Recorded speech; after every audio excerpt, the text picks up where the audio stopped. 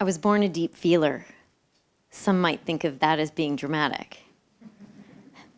I was the second of three girls, the middle child. I had two great play dates built in, and I grew up in a wonderful neighborhood with lots of children. But no one was like my best friend Barbie that lived across the street.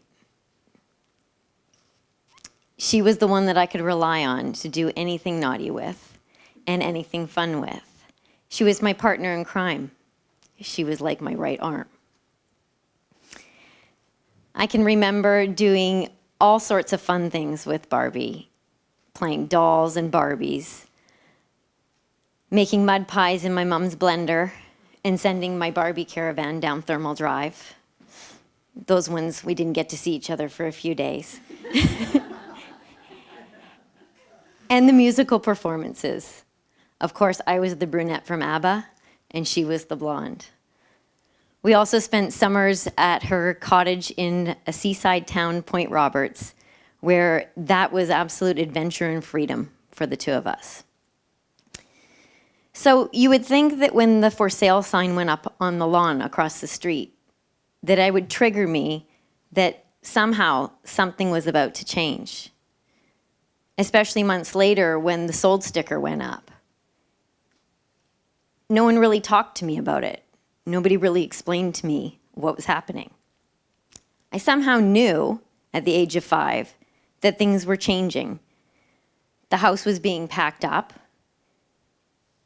and things were just a little bit different.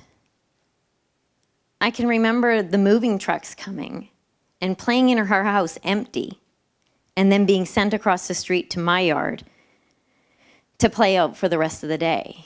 It was a hot August day, and I can remember playing on the swings and then running through the sprinkler and having a last picnic. Only I didn't know it was the last picnic. I remember her parents coming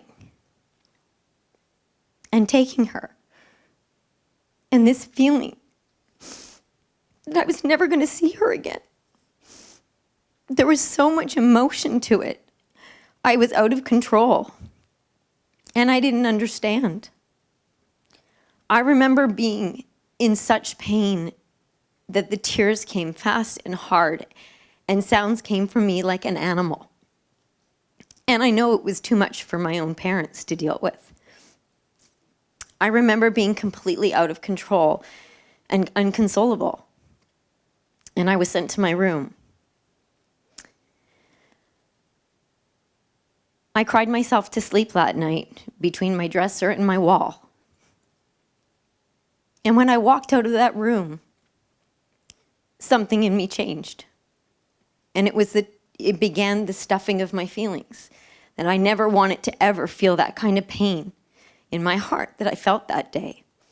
So I decided I will do whatever I need to do to not feel that way. It would present in things like people pleasing, and deciding what I thought other people needed me to be. And this pattern went on for many, many years of my life. I moved so quickly through things, always setting goals, always achieving, but never celebrating them. I didn't want to be with me at all. I didn't want to get quiet or still and actually feel.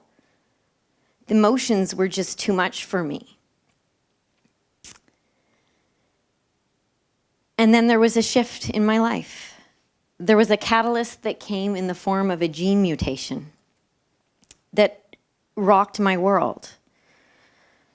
Due to a strong family history of cancer, I had been given the opportunity to be screened for the BRCA gene mutation. I can remember getting tested for that and having a visceral feel come over my body that my life was about to change. I found out the results 6 weeks later, that I had tested positive to the BRCA1.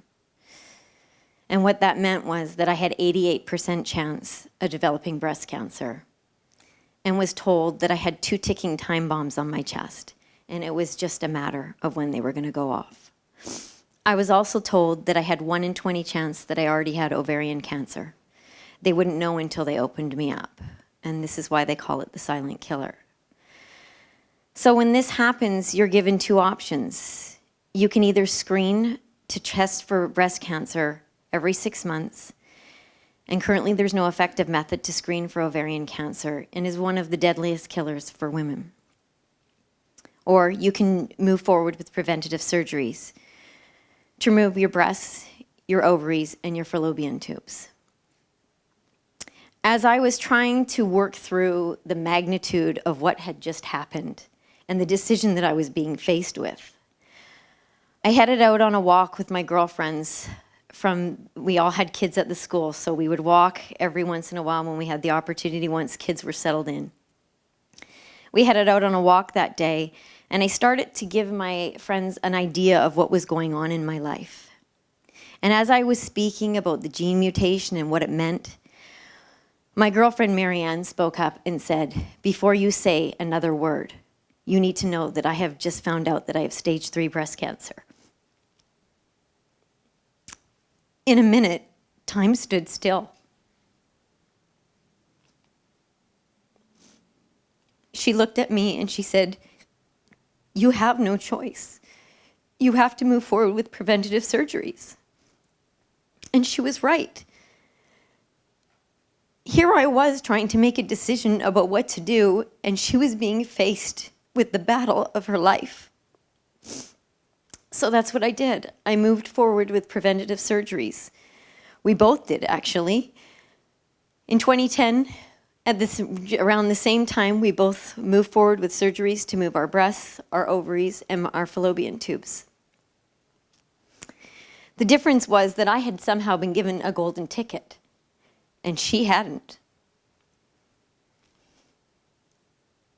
It meant that I had to step up and be there for my friend. And that's what I did. I knew that I was strong enough. I knew that I could be there to walk beside her through this and hold her hand. And we did. She was incredible. Her ability to fight for her life astounded me. Her strength astounded me. And she had this way of living in the moment that was so beautiful. And she also had a way of looking at life like it was an absolute gift and that it's not to be wasted. She turned 6 months into 6 years. And in 2016,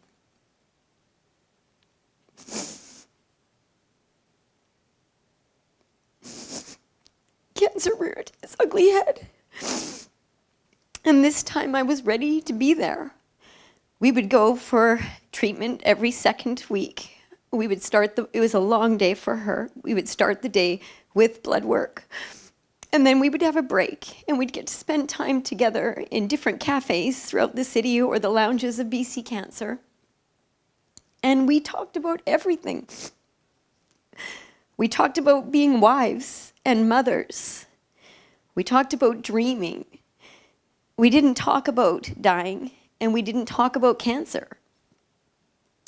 And what she was able to impart on me is the importance of living in the moment and treating our life as the gift that it is. I remember one of those weeks, she said to me, "I'm not going to need you to take me to treatment. My husband is taking me because we're going to meet with the oncologist at the same time." I got the call from her husband the next day that the appointment had not gone well. She was told that there was no further treatments. They had exhausted all efforts. And in that moment, I knew that they had taken away her hope. That was a Thursday.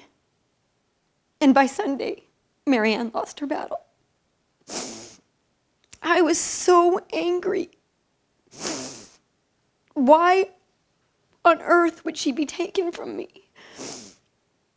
I couldn't rationalize it. And I couldn't understand how life just went on. Everything went on like normal. We got up like normal. The kids went to school like normal. It was like she had never been here.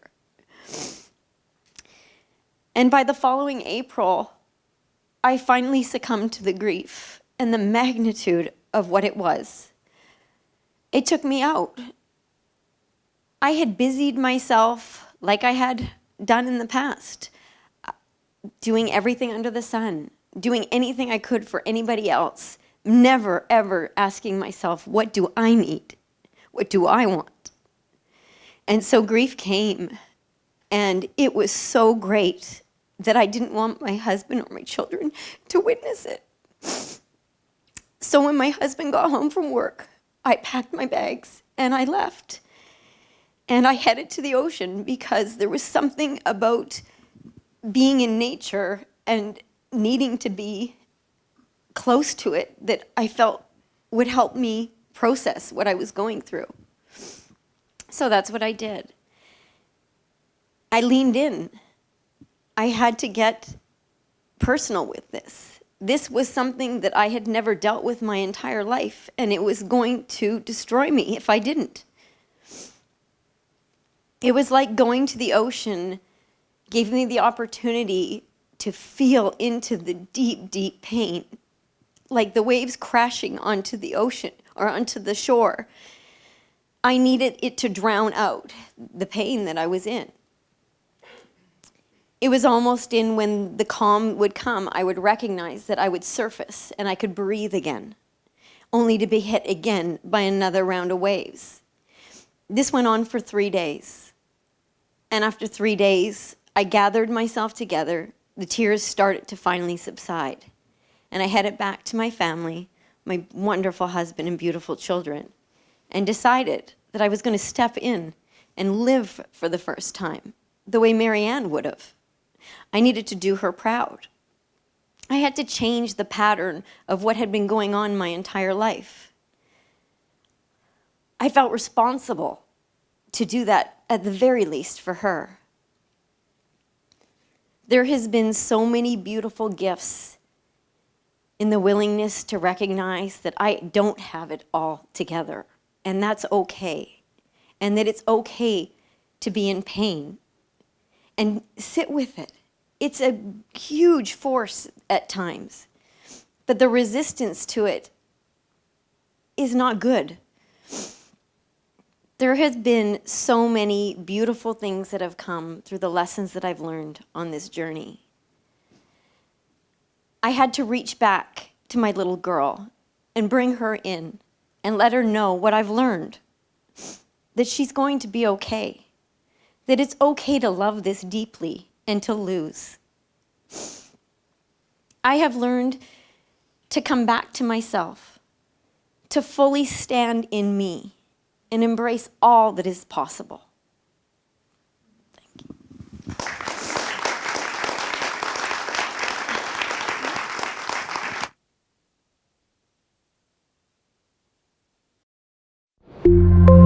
you.